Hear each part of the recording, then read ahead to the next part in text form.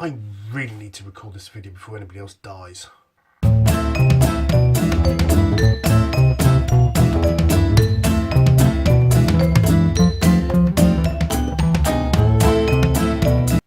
It's just after Christmas, and as you can probably tell from lots of things on the telly, this is a time when presenters tend to say, let's look back at 2016.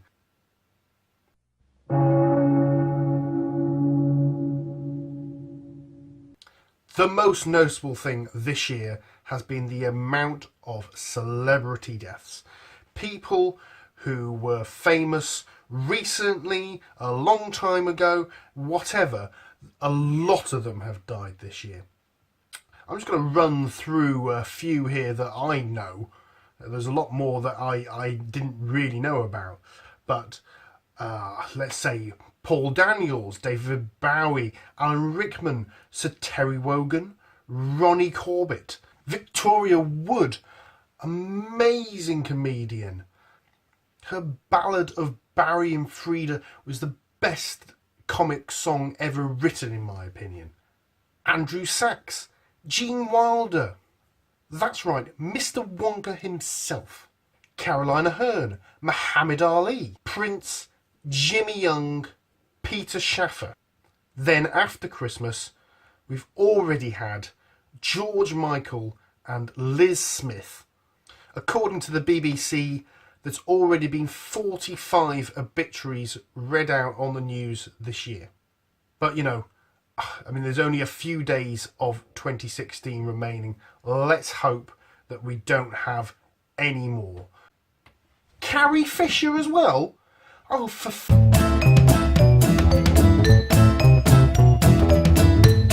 So the biggest event here in the UK in 2016 was most certainly Brexit.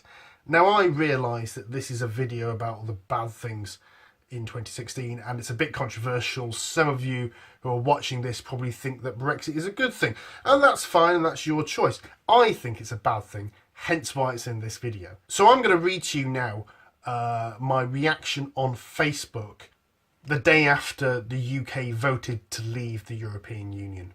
It's a little bit long and it's a bit raw because I was very emotional at the time, but I think you're going to get a sense of my feelings about it.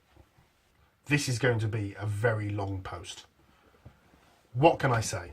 I believe the decision of the UK to leave the European Union is extraordinarily short-sighted and has the potential to damage the prospects not just of British citizens, but the citizens of all EU member states. I have to say, I'm sitting here crying as I type this. Such is my anger at how we've been dragged out of the biggest trading bloc in the world. However, we have made the decision and we must find a way to make it work. We must not give up on Britain or on Europe.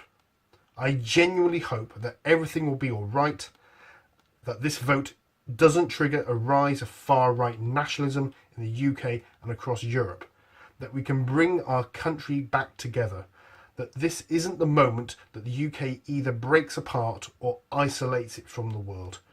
To all the young people of Britain who voted with me, perhaps for the first time, I urge you not to be disengaged from politics. We need your voices to make Britain somewhere we want to live, to work together with our European partners and prosper and grow in the future. But bigger than that, we absolutely must change the way we treat our politicians and run our politics. Nobody goes into politics to win friends, but we have to stop vilifying everyone with whom we disagree. Neither the left or the right want to destroy our country, and hating the other side does not help or promote finding the right answers to the problem our country faces. And we have some big problems to face right now. I suspect many of you never thought you would feel sorry for Cameron, and yet today you do. I suspect many of you never thought you would think of moving abroad, but perhaps today you did. Maybe you always wanted to leave the EU, but now you don't know what the future holds. Well, we're all a bit scared, we're all a bit concerned, and we're all a bit angry about something. We need to choose the future together. Only then will we truly be a united kingdom. Like I said, that's a bit raw, it's a bit kind of melodramatic almost about the situation. 6 months later, we kind of find ourselves in this purgatory, not really knowing if Brexit's going to be good or bad still, if it's going to be a light kind of soft Brexit or a full out hard Brexit. We have no idea. But whatever happens, we must work together. There is no point in blaming one side or the other, a group of people against another group of people. It doesn't solve anything. And in fact, this nicely leads on to our next topic.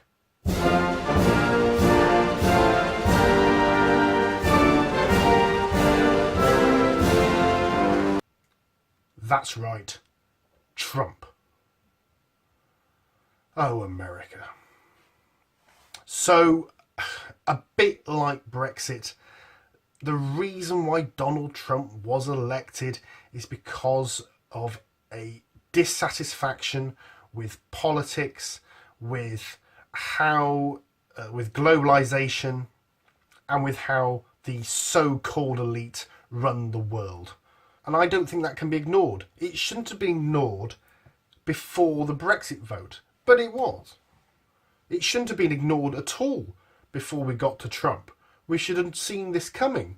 We didn't see this coming. We thought it'd be the same as it always was. Somebody who's really unpopular probably won't get voted in. They'll probably vote for the other side, especially in a binary vote like we have in the United States. But it didn't happen. We have Trump. He's going to be the next president of the United States. It's not a thought that I like at all. And I suspect the vast majority of people watching this will agree. As far as young people, millennials like myself, go, I suspect that 2016 has been one of the worst years that we can think of. But there has been some good things. And that's what I'm going to talk about in my next video. Until then, let's hope that one of the Monty Python cast doesn't die, because otherwise this video is going to look in really bad taste. Always look at the bright side of life. See you in a bit.